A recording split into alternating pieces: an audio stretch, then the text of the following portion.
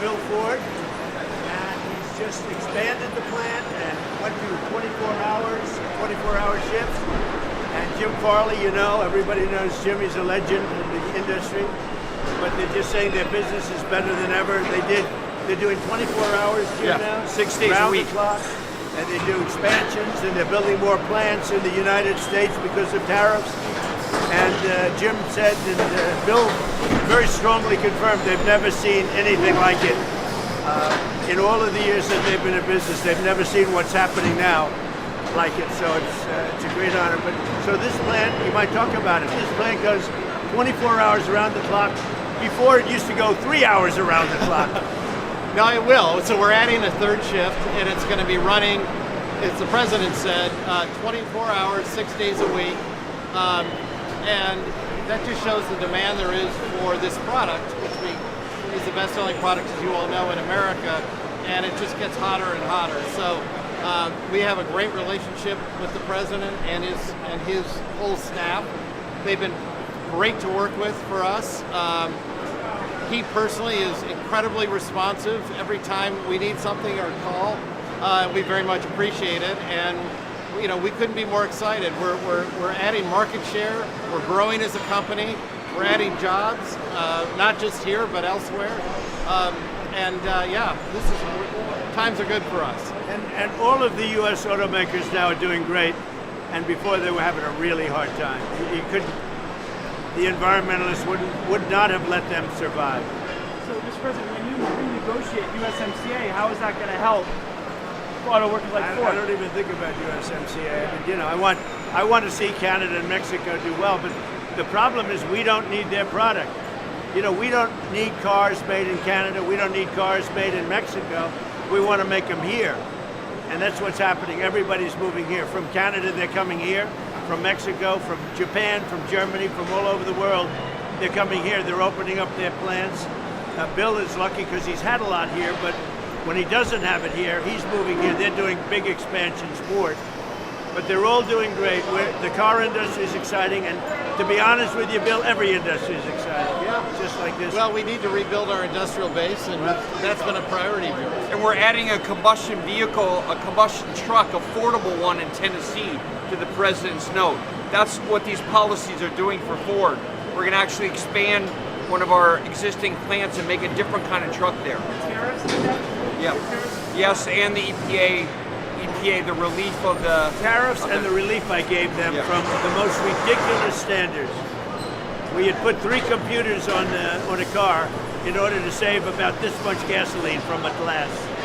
It was crazy, but very proud of them. And Ford has really been a leader. They've done a great job, but all of them. General Motors is doing really well.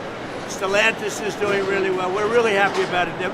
I just wanted to build their product in the USA. So you don't think you're going to renegotiate USMCA? Well, I can. It expires very shortly, and we could have it or not. It wouldn't matter. I think they want it. I don't really care about it.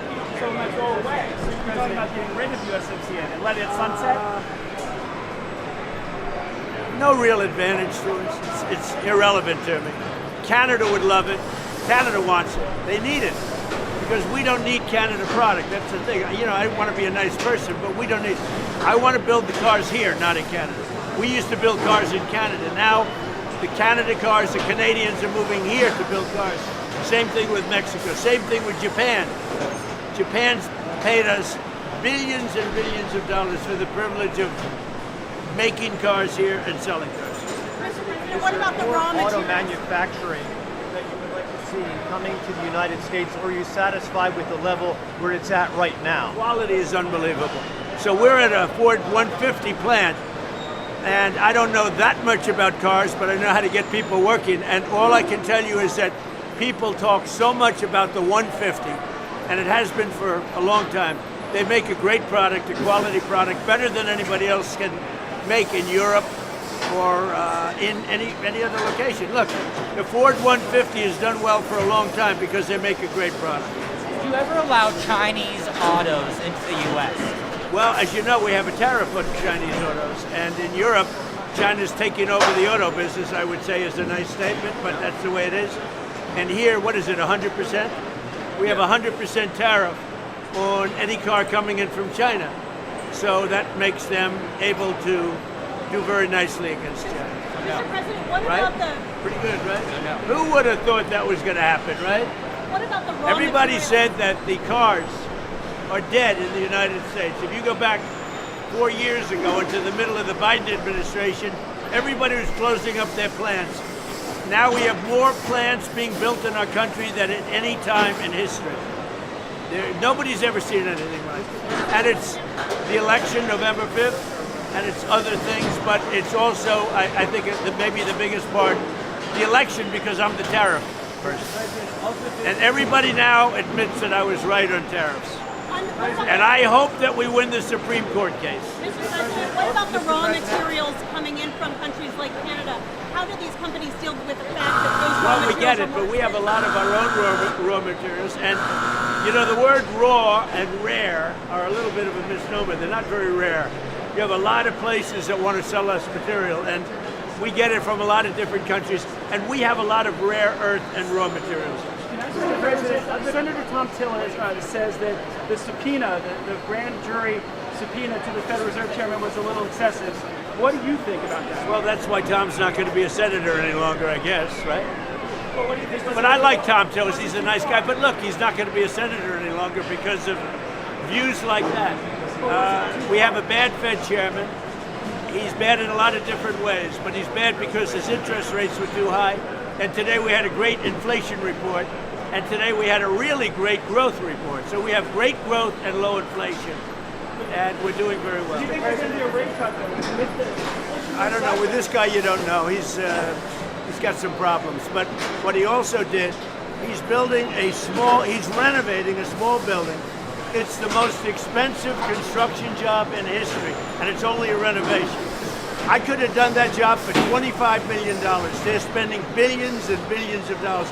He either doesn't know what he's doing, or it's worse than that. And you know what I mean by that. So hopefully he'll be out of there Did the soon. subpoena impact your timing on naming a Fed chair at all? No, When do you expect to do that? I don't know, sometime in the next few weeks. Are you getting closer? Of the big three, Ford makes most of its products right here in the United 80%. States. 80%.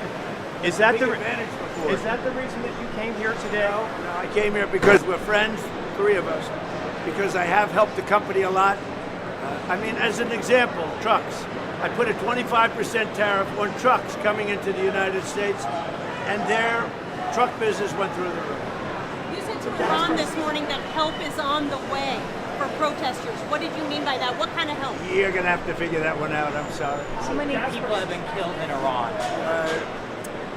Nobody's been able to give me an accurate number. I have heard numbers from, everything's a lot, one is a lot.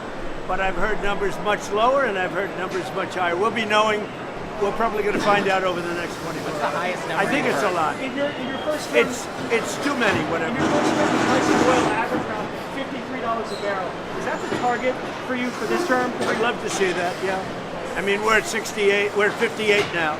I'd like to see 53. Thank you very much. U.S. allies in Tehran to evacuate from Iran?